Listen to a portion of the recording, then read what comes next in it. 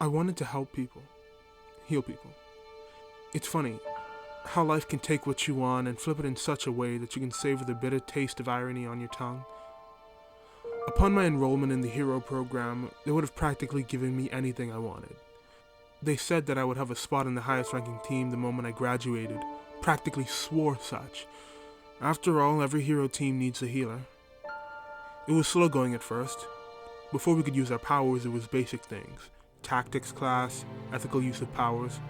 That one's funny to me now. Situational awareness and stuff like that. Things that would get you prepared before they threw you into combat drills. At the time, I would work in the medical wing. I never got to actually use my powers. Something we learned was that untrained powers, no matter the ability, had a chance to do damage, even if the power itself was to do the exact opposite. So I would help the head healer, observe in great detail how she'd weave her abilities through the students' bodies, how her power would plunge in through the skin, how she would target the areas that needed healing. After my school day, I'd be sent to a pet clinic. It was a place they apparently sent all the young healers.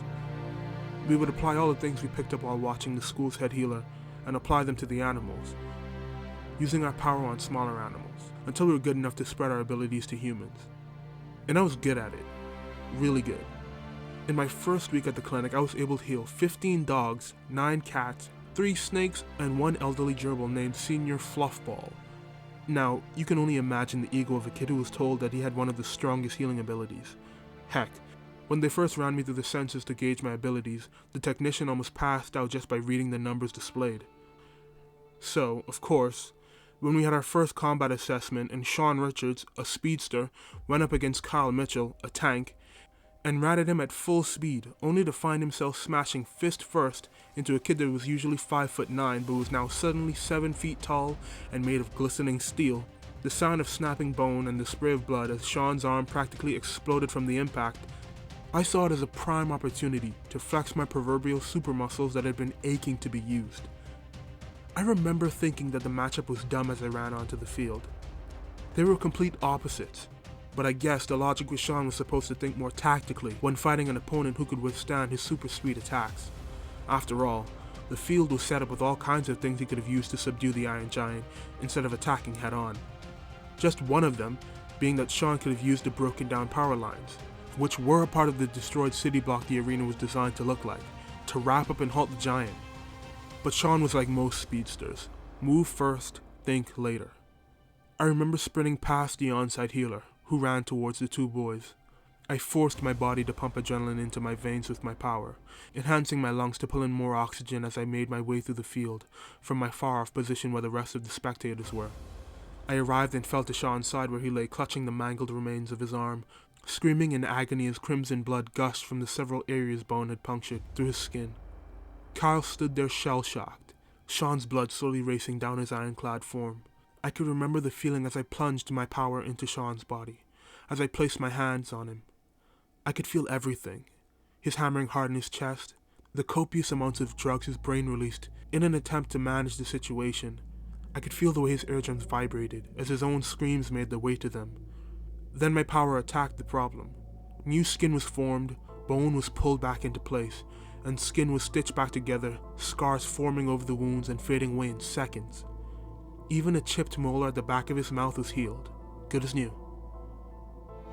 But as I kneeled there was something else, something foreign. A tight mass of power. It vibrated with seemingly boundless energy. It was odd, and it wasn't supposed to be there. Before I even knew what was happening, my power had bit deep into it, snuffing the mutation out in seconds, eating it and erasing it like a black hole. When I raised my hands from him, I wasn't quite sure what I had done, but Sean knew. His eyes were wide, cold fear gripping him as I saw his face warp as he looked for his power, a power that had just healed away. He sat up, looking at his hands and then at me. "What did you do to me?" Before I could respond, he swung a fist that was surely supposed to be filled with speed and vigor, but it was practically sluggish. I leaned back and rolled away, rising to my feet in one fluid motion. Over and over he repeated his words, with more and more haste, his quick repetition seeming to be the only thing that was still fast about him. From then on, it was all over for me. I was expelled from the academy. And so was Sean. though the way they let him go couldn't have been harsher than mine was. I was blacklisted, unable to attend, hell, even apply for any other super program. One of the tech supers must have put some kind of hex on me or something, because every time I would try to apply, the device I was on would shut down for 30 minutes. Rumors were spread, stories were told. I even tried to apply for a normal doctor's job. Usually, supers with healing abilities don't have to go through the rigors of college if they're powerful enough, but someone in high places wasn't having it. I found out later that Sean's uncle was the owner of a large pharmaceutical company, and he didn't quite like how I took away what was assuredly a bright career for his favorite nephew. I could feel my heart rate spiking and my stress levels rising as I reminisced about the life I should have had. With an exertion of will so minute as to not be noticeable, I forced my body to calm. I could have rewired my brain to feel apathy when thinking about that memory. The chemicals were there to be commanded, but I needed the flame it brought to fuel my new self. I sat on a bland couch in a bland room that was housed in a nondescript building. I didn't fidget, and I didn't gaze around the room in boredom. In fact, I was quite excited. After all, the day's events were a long time in the making. A few minutes went by and a man walked into the room from one of the 2 doors that the room had. There was one to my back against the same wall the couch sat against, and there was one against the far wall. He came from the latter. He wore a black suit with no tie. The coat was unbuttoned, showing the white shirt underneath. "Purity," the man said with a smile. "It's always good to see you." "Likewise, Ronan," I said, my mask distorting my voice. Rising from my seat, I extended my hand. Ronan paused for a second. Just for a second. I was used to it, though. Every super that knew who I was did it when they came too close or I offered a hand to shake. Even Ronan, who I'd worked with for years, had an almost uncontrollable reaction to what I could do. Though he was quick to hide his reaction, he took my hand and shook it strongly, and added a few extra seconds to the greeting, as if to apologize for his reaction. I smiled behind my full face mask. It was good to know even one of the city's kingpins was still afraid of me. He let my hand go and took a step back, just out of reach, and said, "He's right in the back. Took out a few of my men, but it was worth it for one of my best." He paused, looking for the word. He and I weren't friends. There were no friends in this business. Getting buddy-buddy with another criminal was a good way to get dead. "Associates?" I said, helping him along. Yes, associates," he said with a tight smile. "He's right this way," he said, gesturing to the door he had just come from. We moved together through the door. "Who would have guessed that Blaze was Anthony Richards? You would think that a guy that runs one of the world's biggest pharmaceutical companies would have had enough on his plate, but to also be one of the highest ranking capes is something else. No wonder he doesn't have a family of his own. There's no way he has time to casually socialize with other people. How'd you find out his identity anyway?" "A lot of research and effort," I lied. In actuality, it was almost all luck that I had found out. After I had spent a few years wallowing in self-pity, I decided to take life by the horns and look into why I couldn't at least get a job at a hospital, not even as a janitor at that. It wasn't hard to figure out why that was when I found out who Sean was related to. But that discovery did something to me. In all actuality, it was why I was on the road I was on now. It catalyzed the wounded, self-pitying part of me into something cold and hard. So I took action. With my brief stint at the academy, I took the little knowledge that I had accumulated and put it to use. I offered my services to wealthy folks. Door to door, I offered to be on call if their precious house pets were injured or sick. I passed myself off as a weak healer, only able to heal small animals and the like, so as to not pull attention to myself as a strong healer going around fixing the wealthy. Less financially fortunate people wouldn't work, because the type of cash I needed they couldn't afford. After about a year of this, I had everything in place. I hired some thugs. There were more mercenaries than actual thugs. I actually needed some competent muscle for the job. There were ex-special forces, guys who needed money more than they did their moral compass. I would have sprung for supers, but they were out of my price range, and I needed the extra money for other things. I got the gear and the vehicles, and even rented a small warehouse from a guy that was a little more than just shady. And when everything was done, I was baffled by how much people would actually spend on their pets. When the night finally came, I was in for the shock of my life. The guys moved in smoothly, operators of the highest standard. I watched from the van as they moved into Anthony's mansion, guns ready. Then it went to hell, almost literally. The first sign things were going tits up was when one of my mercs screamed over the headset that the target was a super. Then his mic cut out and went to static. Then I saw the bloom of fire, but not just any fire. Neon green flames blew out of the floor-to-ceiling window as another one of my mercs was sent to his death, engulfed in flames. Once I saw that, I realized that my year of prep was a waste, and that I just made a huge mistake. There was only one super that had green flames. One level 9 ranked pyromancer. I had just kicked down the door of Blaze, the city's highest ranked pyro. As I sat there in the car, stunned, I thought about just driving away and leaving the mercs for dead. But then I heard something over the mic. Who sent you here? I hopped from the car, using my power to stomp down the fear that was forcing my palms to sweat and my blood to thump in my ears. Snatching the emergency fire extinguisher from the back of the van and 2 of the grenades the mercs had left behind, I was very prepared with my planning. I ran for the entrance. Upon my arrival, I saw 5 of my hired guns burned to a crisp, laying on the floor, barely getting more than 10 feet into the house. The last guy, number 6, was held aloft, a thick-fingered hand wrapped around his throat in a death grip, and the owner of said hand with green fire, just like the name implied, blazing in his eyes. Who sent you? He asked again, seemingly not realizing that the goon was quickly being asphyxiated from his grip, and not to mention the quickly decreasing lack of air in the room from the fire. Hell, even I could see under the ski mask the guy's skin was turning a deep blue. Blaze must have realized though, because he dropped the man to his knees, who landed coughing and hacking, rubbing at his throat.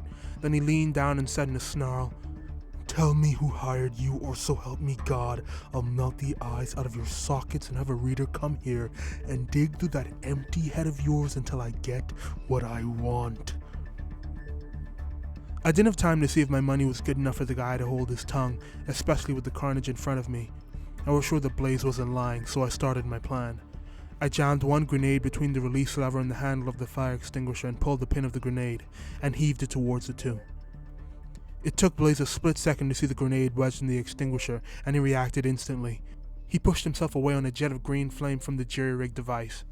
But it was too late.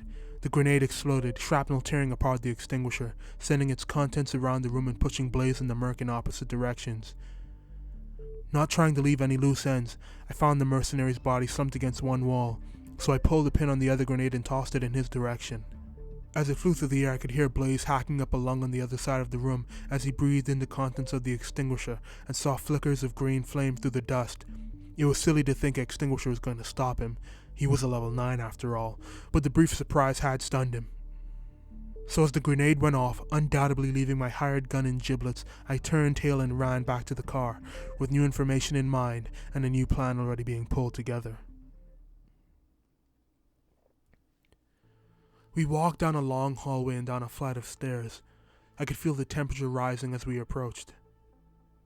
Are you gonna be okay going in there alone? Ronan asked, sweat starting to bead on his forehead from the heat.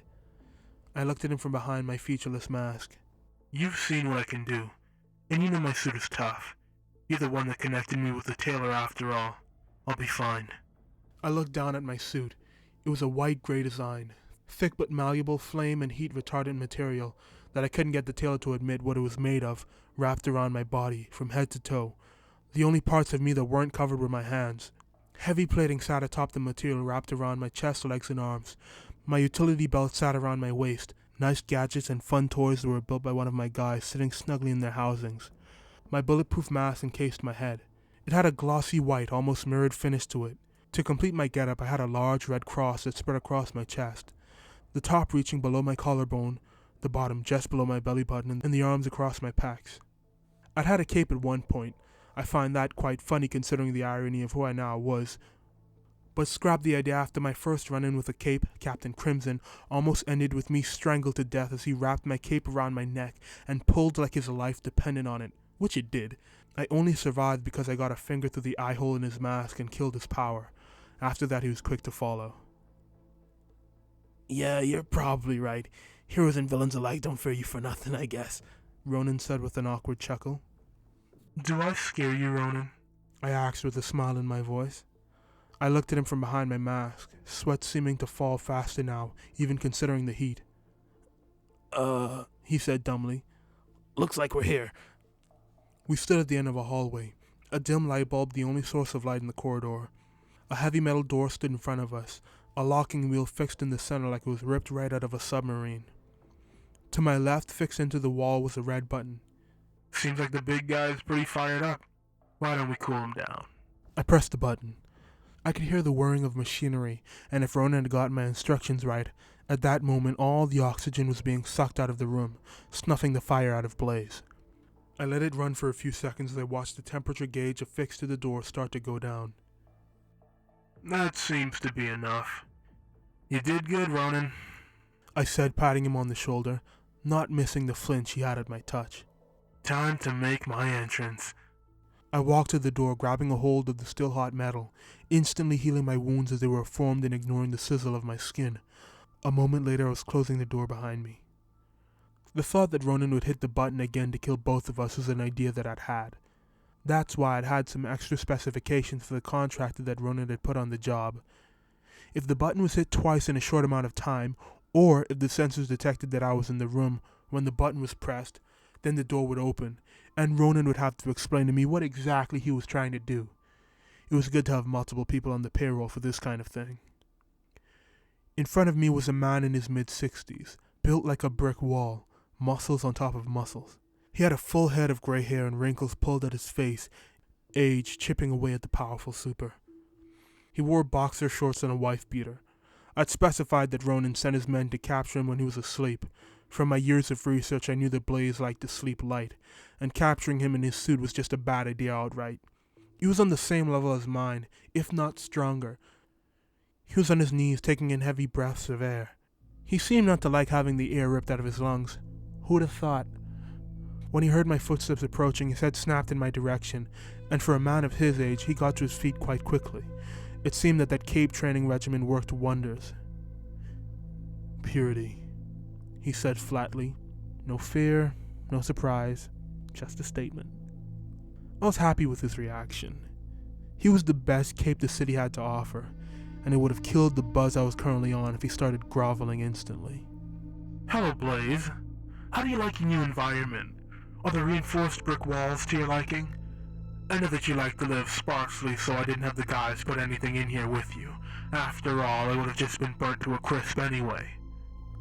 I couldn't help but have a smug tone as I spoke to the aging cape.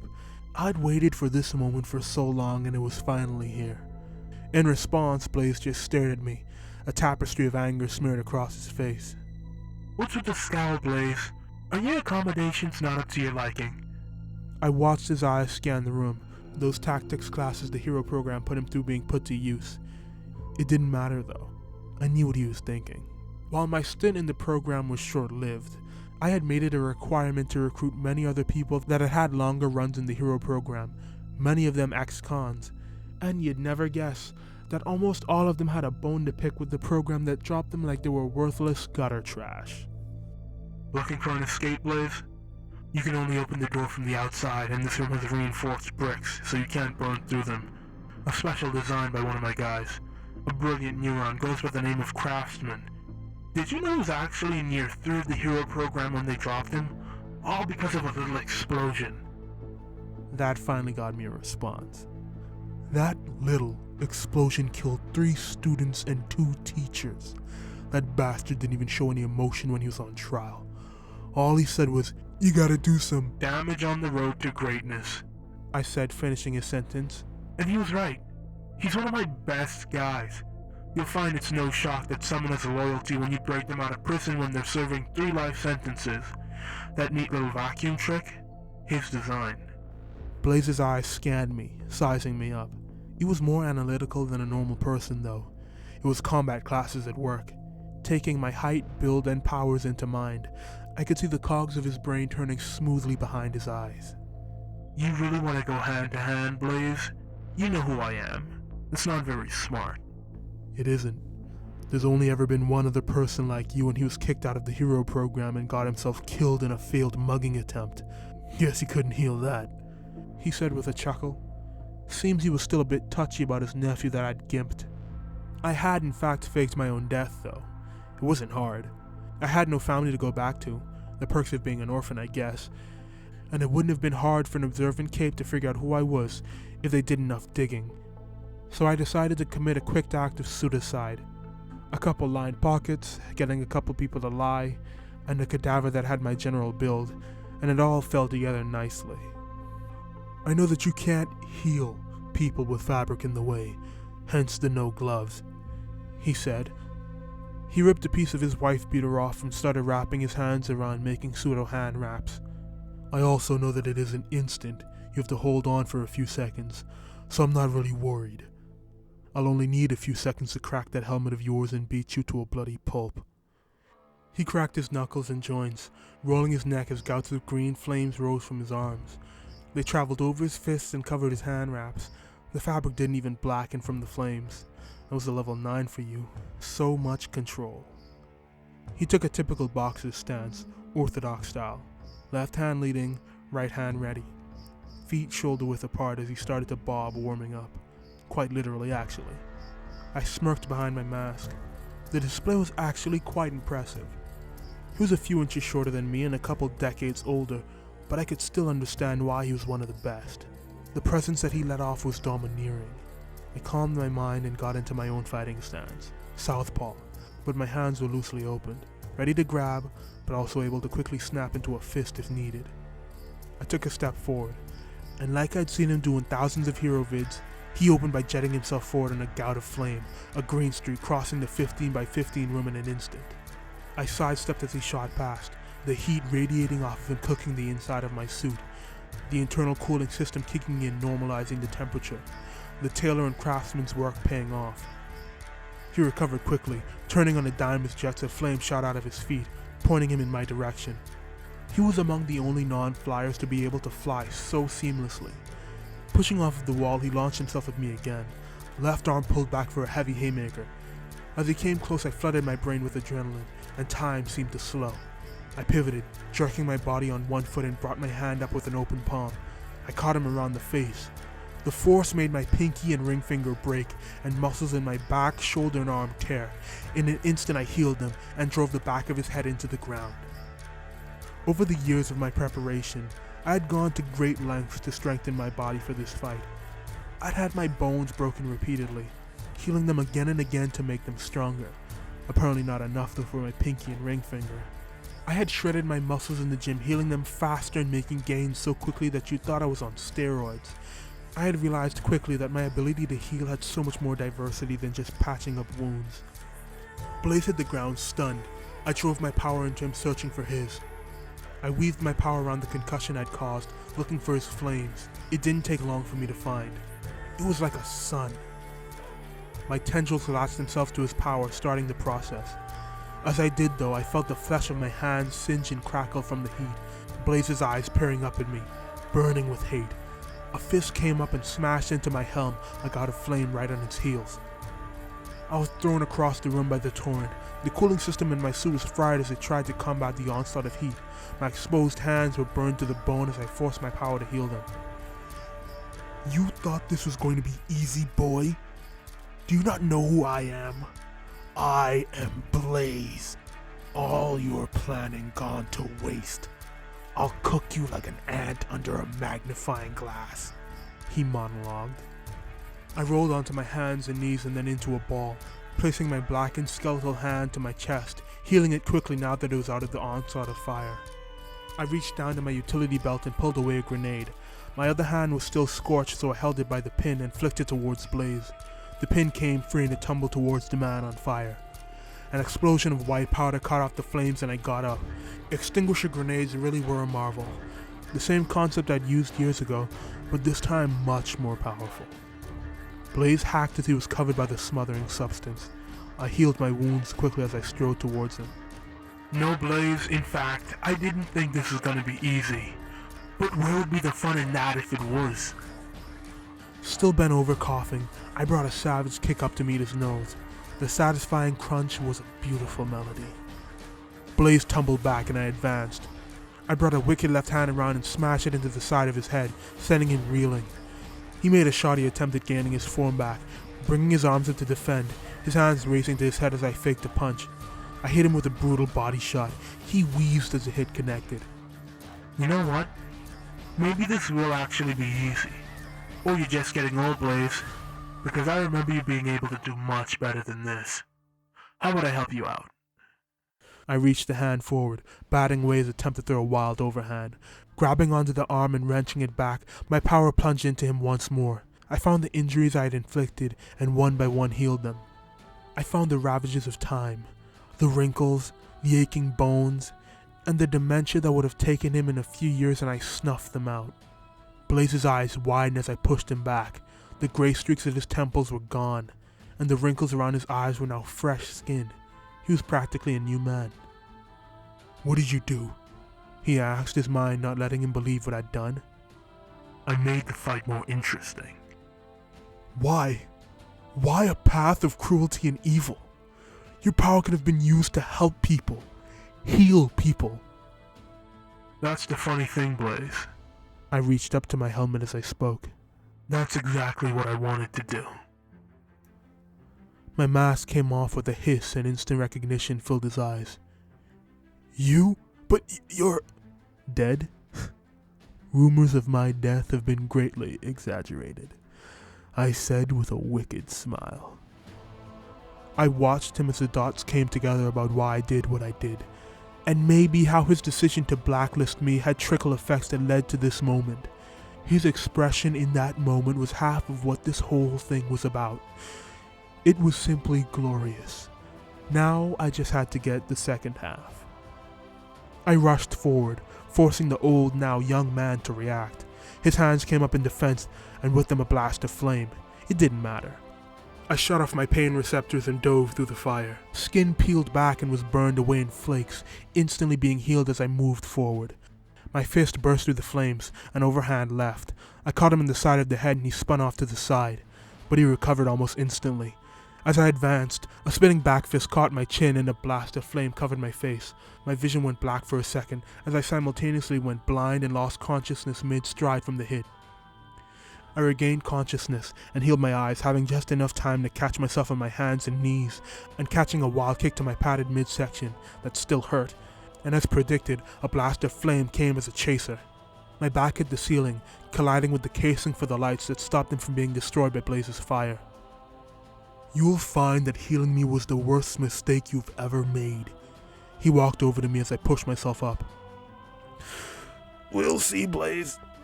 We'll see, I grunted. A soccer kick screamed up to my head as I was still pushing myself up, but the amount of adrenaline that I had pushed into my body made it move like it was pushing through molasses. I shot to my feet, Blaze's foot still halfway to my face. I watched as his eyes moved slowly, trying to track my movements. My fist connected with his side like a viper striking prey, a perfect liver shot. I watched with a cold detachment as his face scrunched from the pain. Blaze was in good shape even before I had de-aged him, and he was in better shape now. But he could train all he wanted. You could add all the muscle you could, but unless you were a tank, there was no strengthening internal organs. I watched his legs buckle. He fell to his knees slowly like a feather, and as he did, a roundhouse kick was already cutting through the air. My armored shin connected to the side of his head like the last puzzle piece, falling into place. Blaze's head snapped to the side and he fell into a heap. I guess it wasn't that big of a mistake, I said to my unconscious adversary. I kneeled by his head and put my hands on the side of his face. One last time my power slipped into his body. Moving my power around the injuries I had caused, I healed none of it but the blood that was pooling in his brain. I couldn't let him die just yet. I found his power quicker this time. My cold tendrils greedily latched on and started to consume his power. His eyes shot open, and just like I had done to him, his hands clamped down around the sides of my head. A river of fire consumed me. The skin from my face was eaten by the flames. Then my muscle was peeled away. All the while my power went to work, chipping away at the gargantuan power that the man had. I ate heartily as Blaze cooked the flesh from my bones. I spared only a fraction of my attention to keep myself from being consumed completely by the flames. Blaze screamed as he felt his power being ripped away from him. In the years I had done this to hundreds of supers. Most of them screamed. It wasn't out of pain, I could tell. It was out of primal terror at having a piece of them be cut off, taken away and ripped from their very souls. He screamed his throat ragged until it was a hoarse croak. I healed his throat and he started screaming anew. It usually took me a few seconds to take a power, to heal it away, but Blaze was the most powerful super that I had done this to. His power was like an endless ocean that mine kept drinking away. I healed myself for minutes on end as Blaze uselessly tried to kill me, but while he was a 9, I was a 10. Finally, the torrent of fire came to an end, and my gluttonous power drank its fill. Blaze kept his hands on my head. The skin and muscle of my face burned away, leaving just a skull with the eyes that I had made sure to keep intact so that I could watch the emotions wash across his face. My muscles started to heal, my power actually sluggish for the first time from the prolonged use. I guess there's no more Blaze. Only Anthony Richard remains. But it's not all bad. You and your nephew now have something you can relate to each other with. My voice went from a hoarse rasp to normal as my throat was healed from my burns. I rose to my feet, leaving Anthony shaking in disbelief on the floor. He stretched his hands out to me, no doubt trying to reach for his power that wasn't there to inflict more flames on my skin, but nothing came. Tears in his eyes, he screamed, "I'll kill you!" Doubtful, I said over my shoulder as I picked up my helm. I'll tell everyone who you are. I'm still one of the richest men in the world. I'll ruin your life once I expose who you are. You did that a long time ago, Anthony. The heat inside was still sweltering, so I just turned off my pain receptors. Oh, he began, but I cut him off. You'll do nothing, Anthony. I walked over to him, sliding my knife from my belt and pushing it through his throat in one smooth motion. I twisted the blade and slid it side to side and pulled it free. A river of blood splashed across my suit. He tried to put his hands to his throat, but I batted them away and put my own there, healing him. There, that's better. I healed everything but your vocal cords. No more talking out of you, Anthony. He put a hand to his throat and let out a raspy whisper. He sounded like smoke on the wind. After all, I can't have you saying too much to your new friends. I turned on my heels and headed for the door. Just to the lower right of the door, I pulled a brick free and pushed the button. The door swung open easily on its hinges. Behind the door stood Ronan and his men. Blaze had put many of them behind bars and had killed more. They had about as much a bone to pick with him as I did. I walked out of the door as they rushed inside, utensils of pain clutched in their hands. I patted Ronan on the shoulder, who flinched under my touch. He's all yours. I'll see you later, Ronan. As I walked past Ronan, I couldn't help but notice the look of fear on his face as he gazed upon the once proud hero who sat weeping silently on the floor. And as Ronan looked over to me, eyes filled with fear, I got my answer. And I began my walk down the hallway, humming a tune.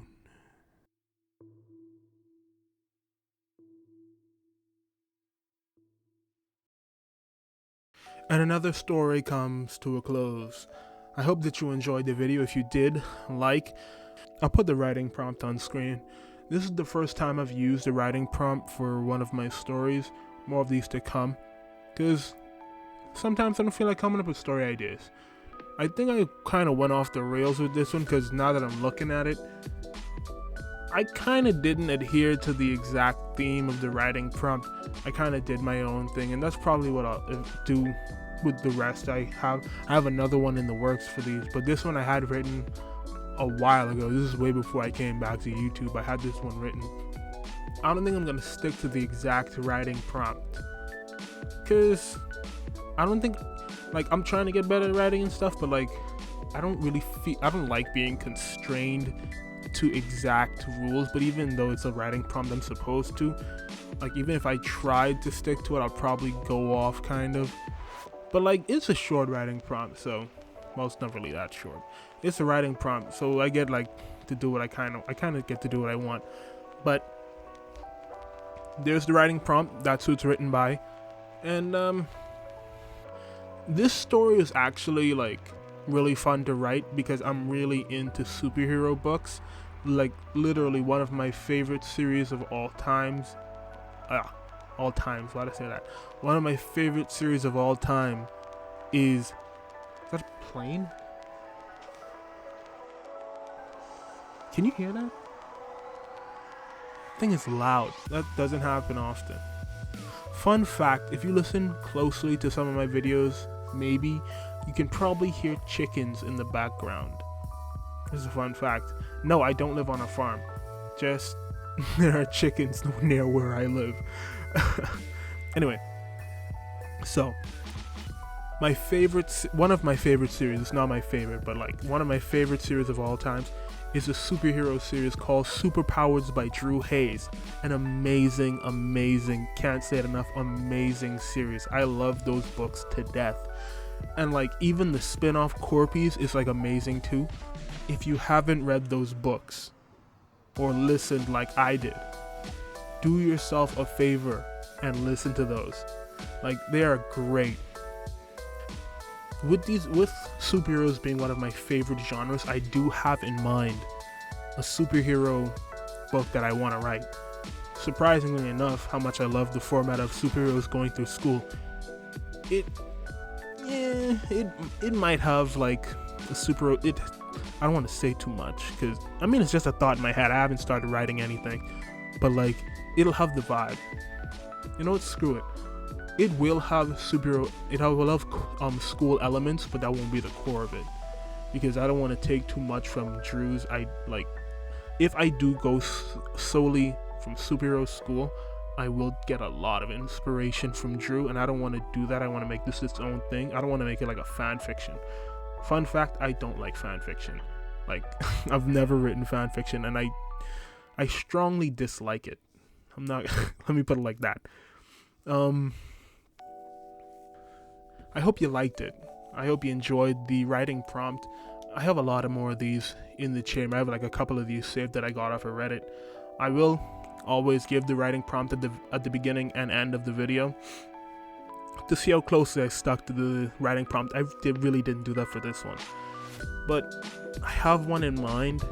I have one that I'm writing right now that I hope comes out good. It's a weird one because it's not really the type of protagonist that I'm used to. This is the first time I've written a protagonist like this, but I'm kind of excited to see how this one turns out. But yeah, I hope you enjoyed it. This one isn't horror. This one, it's dark, but it's not horror. I think it's dark. I feel like if you watch your powers ripped away from you, I feel like that'd be pretty dark, but like it's not horror. So, like I said in my coming back, my video when I came back, some of my stories won't have horror elements to them or be horror focused at all. And that's what I'm kind of leaning into with these ones. With the writing prompts, I get to expand what I do. So, I hope you enjoyed. I really do. But that's about it. If you like the video, like the video. And I will see you guys I'll see you guys in the next one. Hopefully my rambling will be shorter. Peace.